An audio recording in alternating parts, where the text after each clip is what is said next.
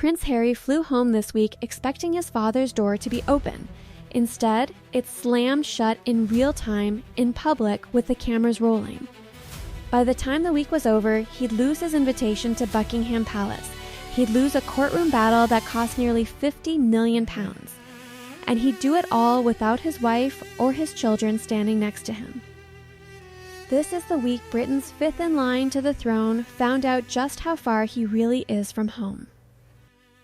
Here's where it starts.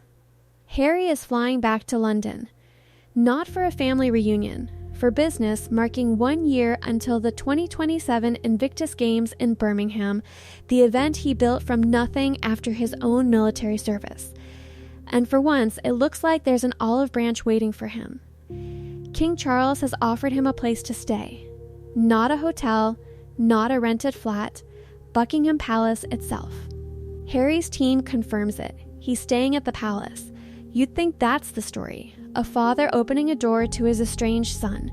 Maybe even the first sign that 4 years of silence and lawsuits and Netflix documentaries might finally be thawing. You'd be wrong. Days before Harry lands, the offer disappears. Buckingham Palace has a rule: guests need a minimum notice period to be signed off before they can stay. And according to multiple reports, Harry missed that deadline. By the time he'd sorted out his own security arrangements and formally accepted, the window had already closed. His spokesman doesn't hide his frustration. He calls it disappointing that the offer was pulled. He points out that Harry had already accepted and that the palace waited until the last possible moment to take it back. Buckingham Palace won't comment. So Harry is left with no royal roof over his head, private accommodation instead. And here's the part that stings. His wife and children were never coming to stay there anyway. Because there's a separate, deeper fight happening underneath all of this. Meghan isn't on this trip. Neither is Archie, neither is Lilibet, the 5-year-old whose middle name honors the grandmother she's never really had the chance to be near. The trip was even set to land just days after what would have been Princess Diana's birthday. The reason isn't scheduling, it's security. Harry has spent years fighting the UK government over his family's police protection. Ever since it was downgraded the moment he and Meghan stepped back from royal duties in 2020. He lost a legal challenge over it last year. And with no resolution in sight, his team made the call: Meghan and the kids stay in California. There is still a chance they'll join him for parts of the trip outside London. Nobody's ruling it out. But for now, the king's grandchildren are 3,000 miles away from the grandfather who hasn't seen them properly in years. One door closed, one family kept apart, and Harry hadn't even had his first meeting yet. Now here's where it gets worse. Back in 2022, Harry joined a group of household names Elton John, Elizabeth Hurley, campaigner Doreen Lawrence, and actress Sadie Frost to sue the publisher of the Daily Mail. The claim that the paper's journalists had spent nearly 2 decades, from 1993 to 2011, illegally digging up their private lives, phone tapping, private investigators. Information nobody should have had access to. It took over 2 months of trial. Years of legal fees.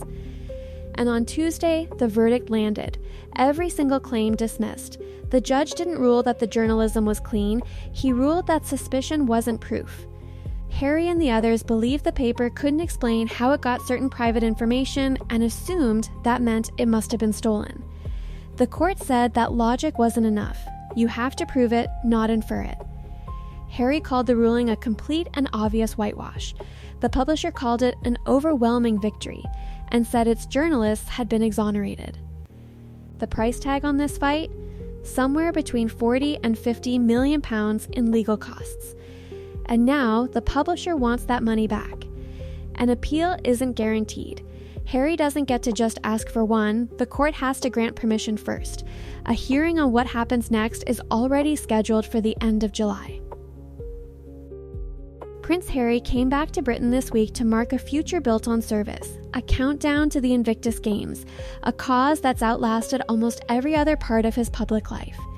Instead, the week became a scoreboard. Palace, closed. Court, lost. Family, absent.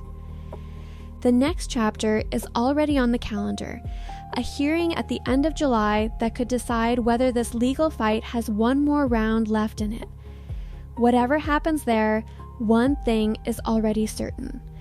The distance between Prince Harry and the family he was born into isn't closing.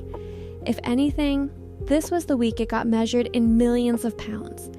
And in the people who weren't standing next to him,